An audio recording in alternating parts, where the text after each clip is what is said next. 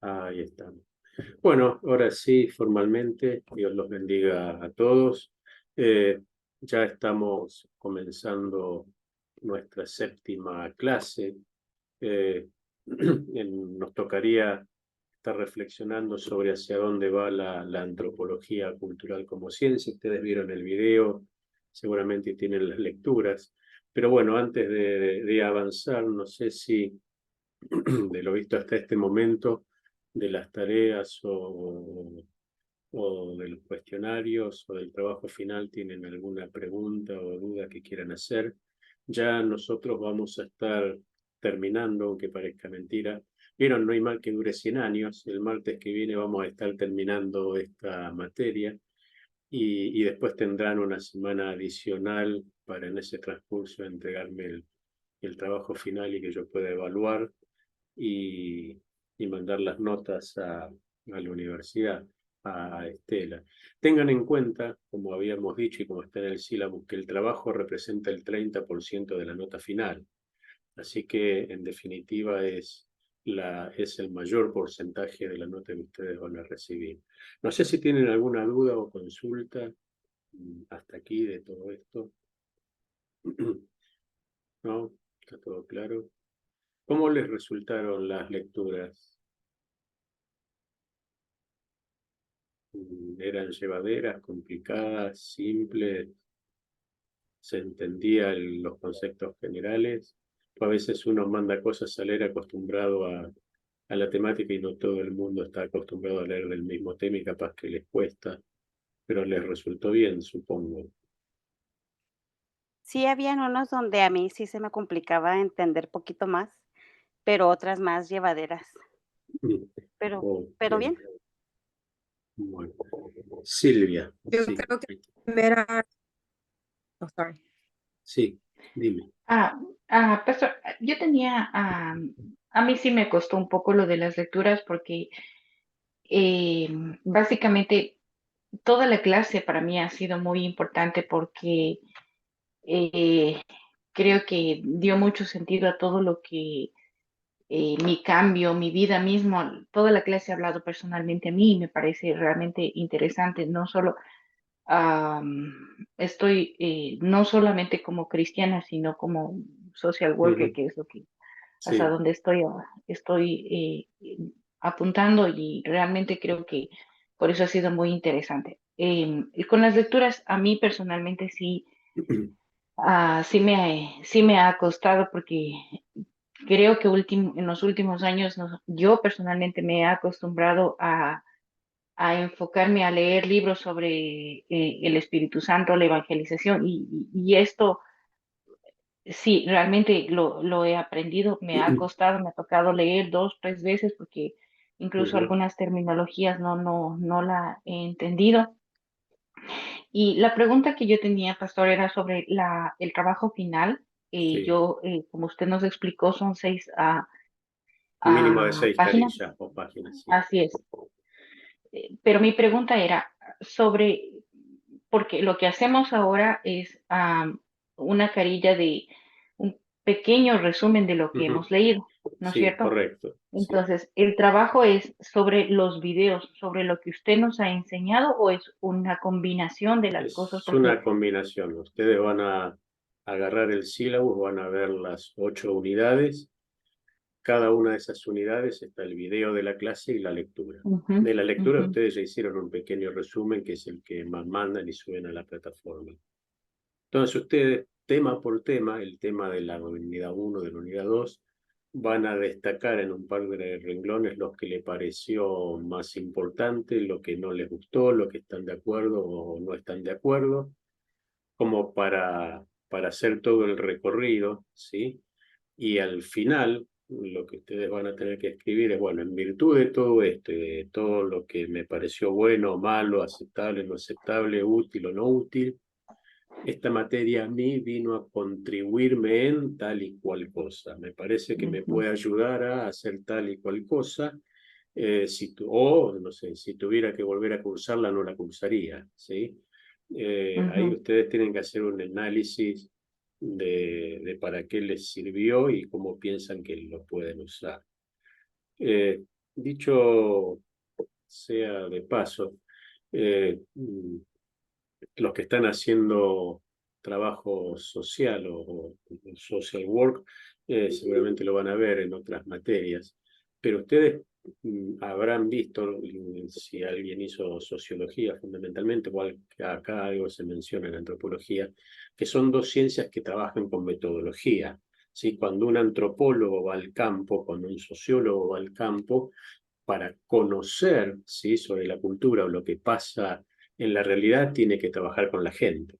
Y la forma de trabajar con la gente es por medio de técnicas o de metodología. Ejemplo, encuestas, observación participante, entrevistas en profundidad, entrevistas a referentes comunitarios, historiografías, historia de la comunidad, de la iglesia, características de nuestra comunidad, y empezar a hacer un montón de trabajos, ¿sí?, fundamentalmente que tiene que ver con focus group, con hablar con la gente y saber la realidad.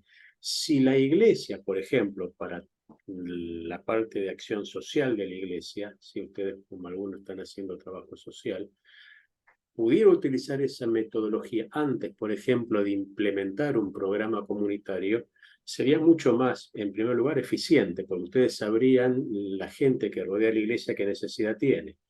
¿Cuál es la percepción que ellos tienen de la iglesia? Hay que hacer todo un cuestionario de evaluación y preguntas que ellos vayan a contestar. Y de allí va a surgir, tienen tal o cual necesidad. Porque, por ejemplo, capaz que yo estoy pensando en entregar bolsones de comida y en realidad ellos no necesitan bolsos de comida. Lo que están necesitando es, no sé, ayuda psicopedagógica porque los hijos tienen problemas en la escuela elemental, por decir un ejemplo, ¿sí? O viceversa. Entonces, no solamente la iglesia ajusta los programas que necesita de acuerdo a la necesidad de la gente, lo cual es una forma de evangelización indirecta y se entabla un vínculo, sino que la iglesia pasa a ser más pertinente para la comunidad. Sí, pues la gente sabe que ante ese problema puede ir a tal o cual lugar o hablar con tal o cual cosa. Y la iglesia se asegura de que ese programa va a tener continuidad porque es lo que la gente necesita. Entonces, en vez de ser un programa que arranca hoy y que a los 6 meses voy cambiando porque vinieron 3 personas en vez de las 45 que esperaba, uno se asegura de las dos cosas. Con lo cual, ustedes piensen, por lo menos genéricamente, también cómo contribuiría el uso de estas herramientas que yo les digo, ¿no? Si ustedes quieren saber, no sé, quién va a ganar el año que viene la presidencia, si Trump va a ser el candidato republicano o DeSantis o el que sea, ¿cómo se entera la gente? Porque hay sociólogos que salen a hacer encuestas, que salen a sondear a la gente, a hacer trabajo de campo y dice, el 83% de las personas piensa tal cosa, votaría a este, haría aquello. Bueno, eso si lo puede hacer la iglesia antes de fundamentalmente los programas comunitarios, se ahorraría, perdón, plata, recursos y sería mucho más pertinente. Es un ejemplo, ¿se entiende? Pero bueno, lo que pasa es que nuestra mentalidad no está atravesado por eso, incluso para evangelizar. Porque, por ejemplo, yo toco el timbre y hola, veo a Silvia que está en el pórtico de su casa. Le digo, hola, te molesto, estoy haciendo una encuesta, ¿te puedo hacer 10 preguntas sobre la comunidad? Capaz que me dice, no, no quiero saber nada, capaz que me dice que sí, pero si me dijo que sí y me contesta las preguntas, yo le digo, bueno, mirá, yo soy de la iglesia tal, estamos haciendo este relevamiento para ayudar a la comunidad. Antes de irme, ¿tenés algún problema o alguna necesidad? Porque también oramos por la gente, que vos quieras. Y capaz que Silvia me dice, sí, quisiera que ores por mi sobrino que está con tal o cual situación. Yo me llevé una respuesta, pues la mayoría de las veces la gente va a contestar, pero también si yo volviera a pasar en 10 días, ¿sí? Porque yo sé que más o menos esa hora está en el pórtico de su casa o la veo, le puedo preguntar, ¿cómo sigue tu sobrino? Y va a cambiar su actitud, porque va a decir, ah, mira, no era que me lo dijo por compromiso, ¿no? Y si yo vuelvo a pasar más tarde y me dice, mira, se sanó, consiguió trabajo, lo que sea, lo más probable es que después acepte que yo le predique el evangelio de manera más fácil. Entonces, ustedes también tengan en cuenta que la gente no tiene por qué presuponer nuestras intenciones, nuestro mensaje ni nuestras formas. Entonces, Eso era lo que hacía Jesús. Jesús recorría las ciudades, hablaba con la gente y la gente se daba cuenta de lo que Jesús hacía. ¿Quedó claro más o menos? Sí, pastor, yo creo que lo más importante para mí es que eh, creo que hoy entiendo la importancia de la antropología, como usted bien dice, porque es tan difícil no solamente evangelizar fuera de Latinoamérica, Sí, sí, sino en una ciudad específica en los Estados Unidos, porque hoy puedo ver la diferencia de poder evangelizar en Los Ángeles. San Francisco es una ciudad tan sí, sí, muy distinta a particular, todos ¿no? los. Claro. Entonces, si no tenemos estos antecedentes que ahora he aprendido con usted, yo me estaba volviendo loca porque dije, estoy haciendo todo mal, no entendía nada. Pero a medida de que voy avanzando con las clases, puedo entender y comprender. Claro. Igual el principio espiritual en esto es que eh, el Espíritu Santo, dice Jesús ahí en Juan, capítulo 6, os hará saber todas las cosas que habrán de venir y les enseñarán todas las cosas o les revelará todas las cosas. El que mejor conoce la ciudad de San Francisco con todas sus particularidades es el Espíritu Santo. Entonces, sí o sí, yo necesito ir en oración y ver en la palabra y dejar que Dios me hable para asegurarme de que lo que voy a hacer es lo que Jesús haría. ¿Se acuerdan, no? La pregunta que vimos hace un tiempito, que es la que van a tener que contestar en la última clase. ¿Qué haría Jesús si fuera pastor de mi iglesia y cómo sería mi iglesia si Jesús fuera el pastor? Bueno, básicamente el Espíritu Santo nos revela la metodología. Por eso Pablo, según a qué ciudad el apóstol, ¿no? Obviamente según a qué ciudad llegaba, no usó, si ustedes leen con atención el libro de los Hechos, él nunca repitió un método. ¿Sí? En Corintios fue con demostración de espíritu y de poder, haciendo milagros en Éfeso y combatiendo la brujería y la idolatría y la magia, pero en Atenas se puso a debatir filosofía en el aerópago, donde estaban los filósofos, y se centró en el conocimiento, tenía la capacidad para hacerlo, pero a Atenas no fue haciendo milagros, ni a Corintios fue a hablar de filosofía, ¿se entiende lo que quiero decir? Y él dice en Hechos 20, el Espíritu Santo lo único que me dice es que en toda la ciudad donde yo vaya me esperan tribulaciones, pero el Espíritu era el que le iba revelando qué era lo que tenía que hacer y qué no hacer. Así que esa, más allá de la antropología, sigue siendo la base, ¿no? Lo nuestro es simplemente una herramienta adicional, porque, ¿se acuerdan? Jesús dice, el Espíritu Santo os hará recordar las cosas que ya sabemos. Si ustedes no tuvieran este conocimiento, no les puede recordar nada. Pero bueno, de eso se trata. ¿Alguna otra pregunta del trabajo final que les haya quedado? ¿O duda?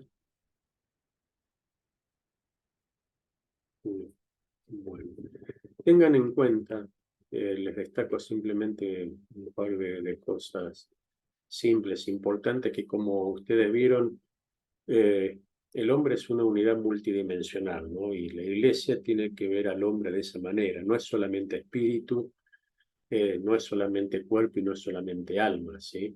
Es emociones, es cuerpo, es un ser social, es un ser religioso, tiene cultura, tiene intelecto, tiene necesidades, ¿sí?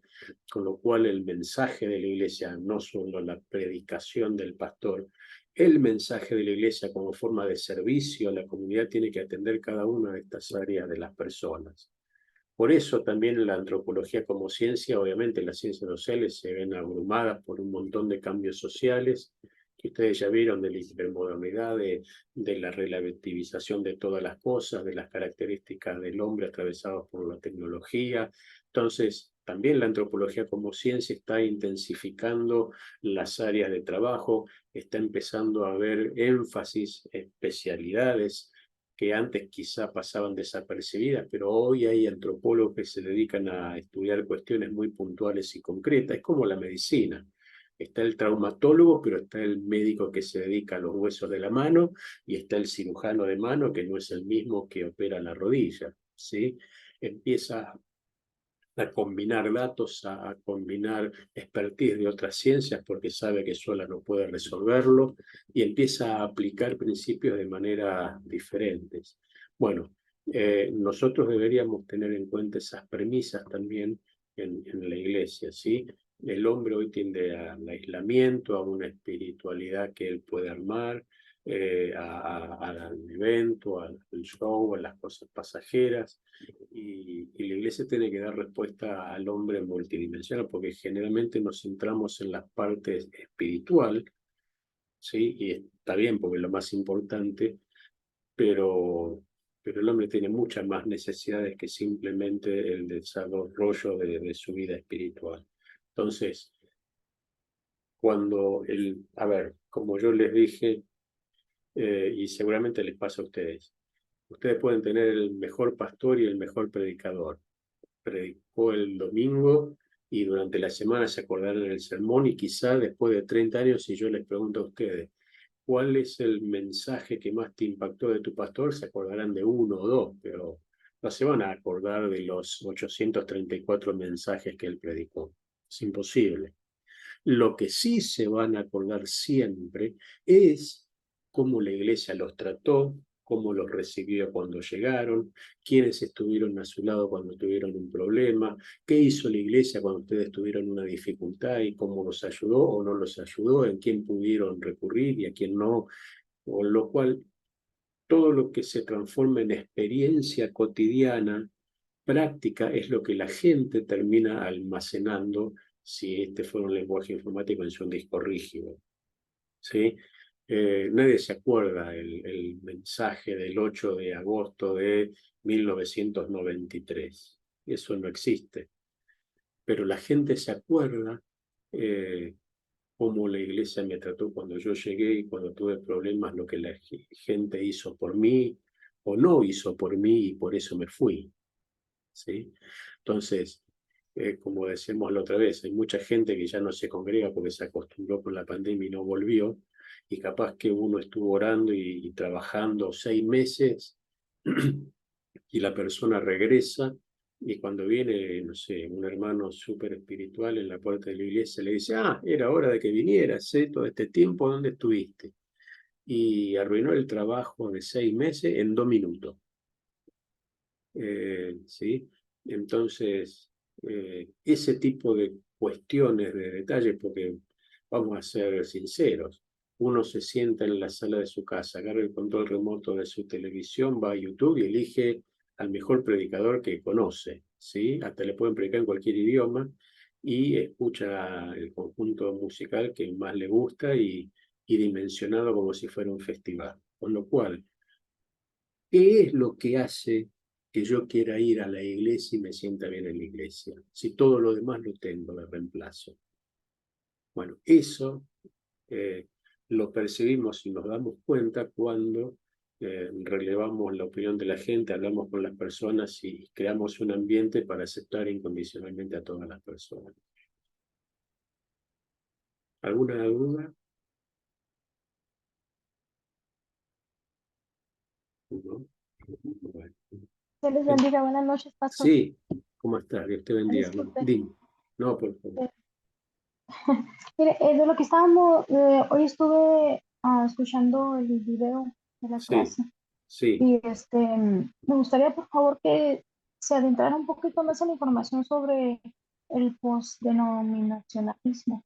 sí. Ya ve que la pregunta Ok, es en específico de esto. Por favor, ok. te agradezco. Sí, te lo explico a partir de un ejemplo.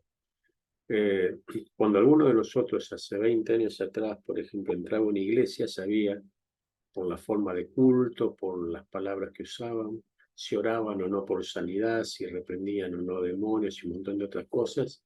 Nos dábamos cuenta si una iglesia bautista, pentecostal, metodista, de los hermanos libres, ¿sí? Pero con el correr de los años hubo 3 fenómenos básicamente en Latinoamérica y en los Estados Unidos.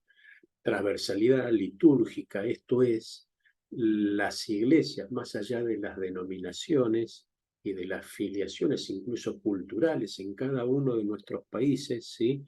Empezó a tocar, por ejemplo, la música de Marcos Witt, la música de Marcos Vidal, la música y las canciones de Cristín de Clario, y así podemos citar un montón, ahora más reciente de Hillsong, ¿sí? Y vos vas a una iglesia y vas a ver que más allá de la denominación de esa iglesia, que ya no aparece en los carteles, cantamos todo lo mismo. Hubo transversalidad también ministerial. Se formaron redes, ya no de acuerdo a mi denominación, sino de acuerdo a objetivos y propósitos, y muchas que ustedes habrán escuchado, agencias paraeclesiales, por ejemplo, Jucún, Juventud con una Misión, Asociación Evangelística Billy Graham, Luis Palau, Ejército de Salvación, ¿sí? Un montón de instituciones empezaron a tratar de aunar esfuerzos de las iglesias, sí, con el propósito de organizar una campaña evangelística multitudinaria en la ciudad, en el Distrito Federal o en la Ciudad de México, como se le dice ahora. Participaron 180 iglesias de la campaña de Luis Palau, que duró 10 días en México, ¿sí? Y esas iglesias trabajaron en la logística para esa campaña que tuvo N cantidad de profesiones de fe. Esas agencias preeclesiásticas, cuando trabajábamos nosotros, ahí trabajaban bautistas, pentecostales, hermanos libres, ¿sí? Cuadrangulares, un montón de denominaciones. Eso se fue profundizando y la gente, los laicos comunes y corrientes, los miembros, lo fue naturalizando. Entonces, hoy en una encuesta, cuando uno le pregunta a la gente qué religión tiene, muy pocos son los que dicen yo soy pentecostal, dicen yo soy evangélico. Quiere decir que la gente asimiló el concepto de unidad. Entonces, pero ese concepto de unidad, que es bueno y loable, en paralelo, o como si fuera la otra cara de la moneda, vino a quitarle identidad a la denominación. Yo ya no digo soy bautista, digo soy evangélico, no digo soy pentecostal de la Iglesia de Dios o de la Unión de las Asambleas de Dios o de la Asamblea de Dios o de la Iglesia Cuadrangular, digo soy evangélico, ¿sí?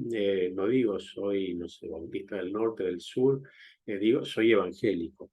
Entonces, en cierta forma los teólogos hoy dicen estamos en la era del postdenominacionalismo, porque más allá de las denominaciones, la Iglesia se unió y trabaja de tal forma que es independiente de lo que digan sus propias denominaciones. Las denominaciones para algunos se limitan a ser entes administrativos que administran las propiedades, se encargan de los temas legales, de los temas impositivos, de preservar, ¿sí? Las doctrinas, la forma enfática de los principios de fe a lo largo de la historia, pero la gente va a la iglesia evangélica que le gusta.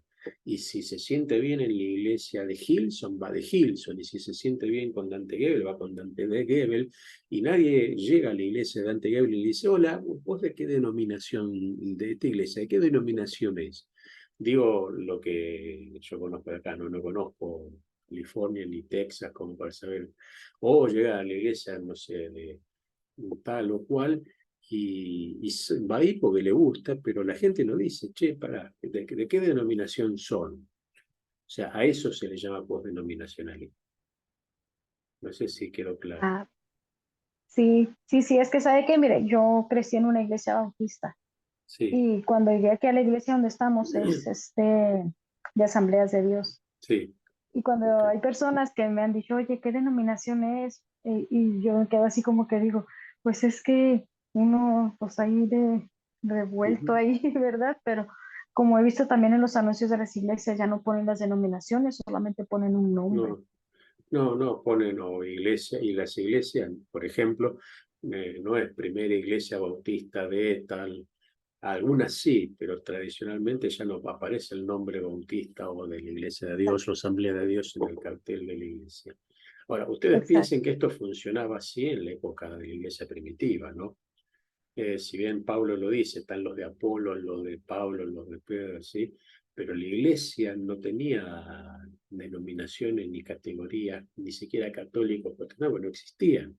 Era la iglesia de Cristo y así se llamaba a la iglesia. Por eso en el libro de los Hechos aparece la iglesia de Éfeso, la iglesia de Corinto, la iglesia de Tesalónica, la iglesia de Tiatira. Escribe, ¿sí? Al ángel de la iglesia de Éfeso. Pues era una única iglesia que era la iglesia de la ciudad. Entonces, nosotros tenemos que, y esto es lo que pasó, se transformó por la unidad pastoral y la unidad de la cual yo les dije, la iglesia evangélica se transformó en la iglesia de la ciudad antes que la iglesia tal o cual. eso tiende a desaparecer, y a partir de los temas vinculados a ideología de género, por ejemplo, ¿sí? Que ustedes lo saben de memoria, y más en Estados Unidos, se tiende a unirse incluso con la Iglesia Católica en cuanto a principios de salvaguarda básicos, con valores cristianos. Entonces, nosotros como evangélicos vamos a sostener algo que también los católicos van a sostener porque es contrario a la palabra. Entonces, de acá, no sé, a 15 años, cuando nos pregunten, ¿vos de qué iglesia sos? Vamos a decir, somos cristianos. Como pasa ahora en la Franja de Gaza o en los países musulmanes.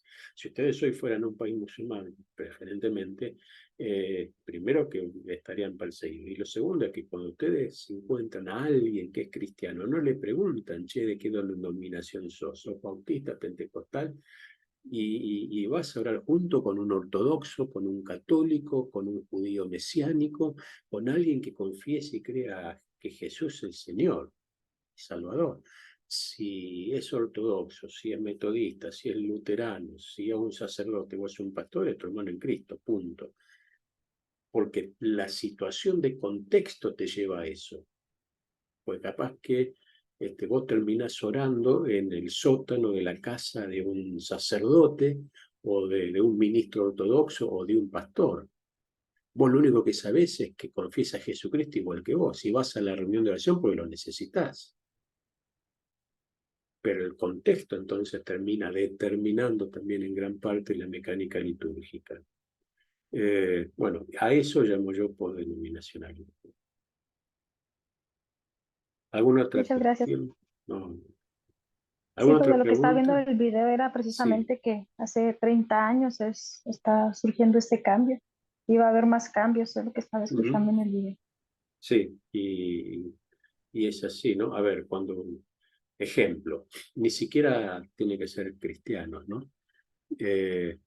No sé, cuando en los colegios empiezan a enseñar educación sexual con carga ideológica o a baños mixtos y demás, protestan los padres cristianos, pero también los padres católicos y los padres que sin ser ni evangélicos ni católicos tienen sentido de ética y de moralidad y dicen, no, yo no quiero que mi nene vaya al mismo baño que va a la compañerita o viceversa.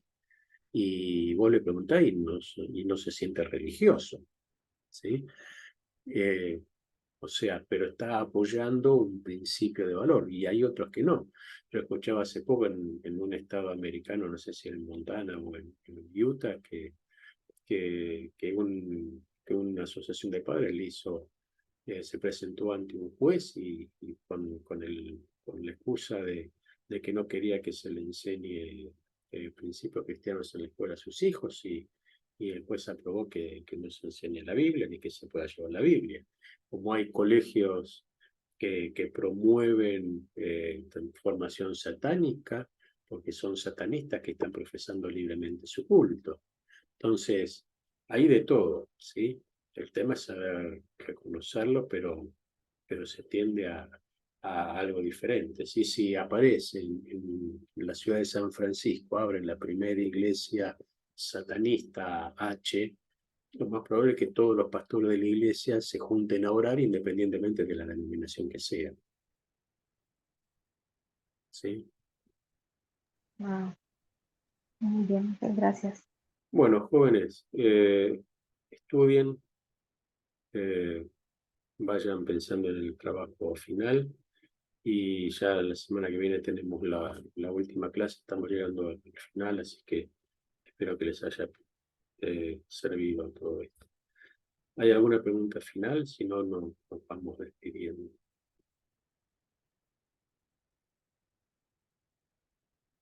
Bueno, entonces, Dios los bendiga, buena semana, ya saben que cualquier consulta o duda que tienen por WhatsApp, por mail o como les resulte más fácil, estamos siempre disponibles y dispuestos a ayudarlos en lo que necesiten. Bueno, Muchas gracias, bendiciones, Pastor. buena semana, que terminen bien. Igualmente. Muchas Gracias, gracias, Dios les bendiga. bendiciones a todos.